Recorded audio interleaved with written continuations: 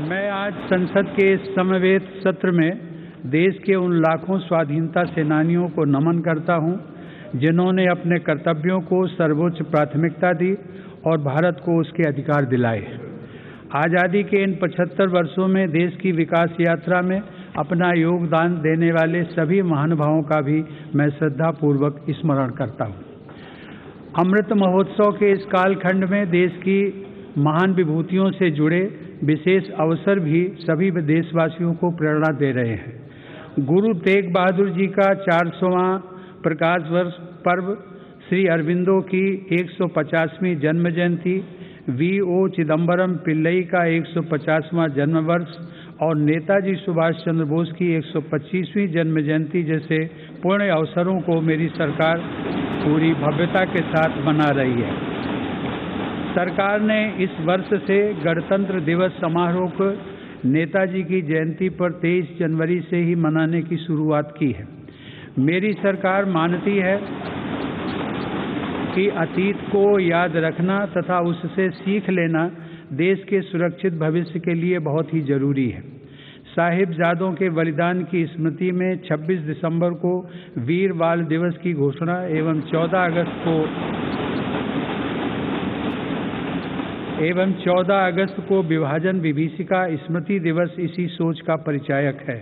सरकार ने भगवान बिरसा मुंडा को श्रद्धांजलि स्वरूप उनके जन्म दिवस 15 नवंबर को जनजातीय गौरव दिवस के रूप में मनाने का भी निर्णय लिया। माननीय सदस्यगण, आज़ादी का अमृत महोत्सव हम सभी भारतीयों के लिए अगले 25 वर्षों के संकल्पों को आकार देने का पवित्र अवसर है। मेरी सरकार सबका साथ, सबका विकास, सबका विश्वास और सबका प्रयास के मंत्र पर चलते हुए अगले 25 वर्षों के लिए मजबूत बुनियाद पर तेजी से काम कर रही है। इस बुनियाद का सबसे महत्वपूर्ण संकल्प एक सर्वसमावेशी, सर्वहितकारी, सशक्त भारत का निर्माण और देश की आत्मनिर्भरता है। कोरोना के इस कठिन समय की चुनौतियों ने देशवासियों को अपने लक्ष्यों को जल्द से जल्द प्राप्त करने के लिए प्रेरित किया है। माननीय सदस्यगण, कोरोना महामारी ने पूरी दुनिया को प्रभावित किया है और भारत में भी हमारे बहुत से अपनों को हमसे छीना है। इन परिस्थितियों में केंद्र से लेकर राज्यों तक हमारी सभी सरकारों, स्थानीय शासन और प्रशासन, हमारे डॉक्टर्स, नर्सेज और हेल्थ वर्कर्स, हमारे वैज्ञानिकों और उद्यमियों सभी ने एक टीम के रूप में काम किया है। सरकार और नागरिकों के बीच यह परस्पर विश्वास, समन्वय और सहयोग लोकतंत्र की ताकत का अभूतपूर्व उदाहरण है। इसके लिए मैं देश के प्रत्येक हेल्थ और फ्रंट लाइन वर्कर का, हर देशवासी का अभिनंदन करता हूं। कोविड-19 के खिलाफ इस लड़ाई में भारत के सामर्थ्य का प्रमाण कोविड वैक्सीनेशन प्रोग्राम में नजर आया है। हमने 1 साल से भी कम समय में 150 करोड़ से भी ज़्यादा वैक्सीन डोज लगाने का रिकॉर्ड पार किया है। आज हम पूरी दुनिया में सबसे ज़्यादा वैक्सीन डोज देने वाले अग्रणी देशों में से एक हैं। इस अभियान की सफलता ने देश को एक ऐसा रक्षा कवच दिया है जिससे हमारे नागरिकों की सुरक्षा भी बढ़ी है और उनका मनोबल भी बढ़ा है।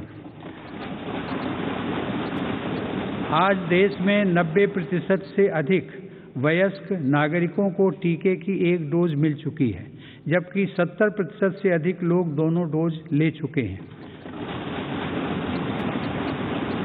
हर घर दस्तक अभियान के माध्यम से सरकार बाकी लोगों तक भी पहुंच रही है।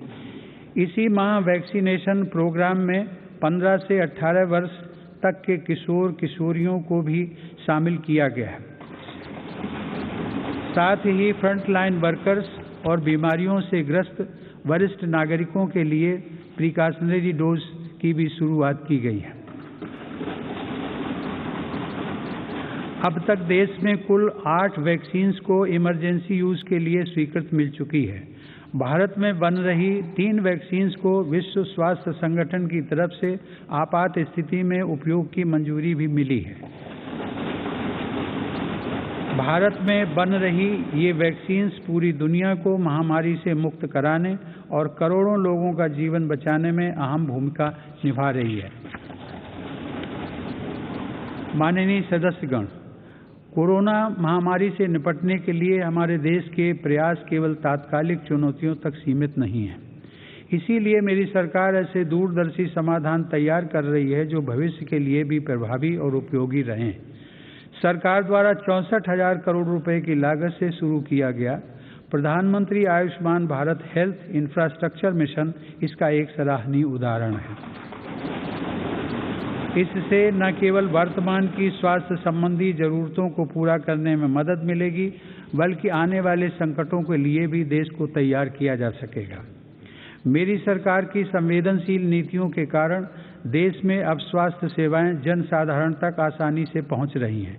80,000 से अधिक हेल्थ एंड वेलनेस सेंटर्स और करोड़ों की संख्या में जारी आयुष्मान भारत कार्ड से गरीबों को इलाज में बहुत मदद मिली है।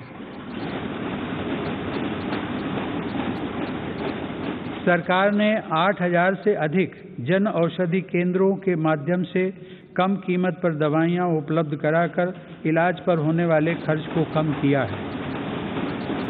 सुलभ और सुगम स्वास्थ्य सेवाओं के लिए उठाया गया आयुष्मान भारत डिजिटल मिशन भी एक बड़ा कदम है। माननीय सदस्यगण, कोरोना काल में भारतीय फार्मा सेक्टर ने भी अपनी श्रेष्ठता को साबित किया है।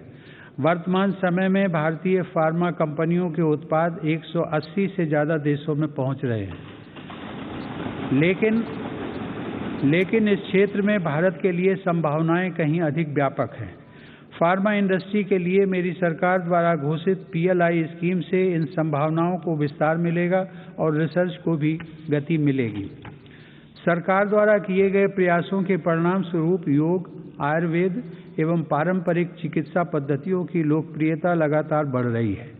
वर्ष 2014 में देश से 6,600 करोड़ रुपए के आयुष उत्पादों का निर्यात होता था, जो आज बढ़कर 11,000 करोड़ रुपए से अधिक हो गया है।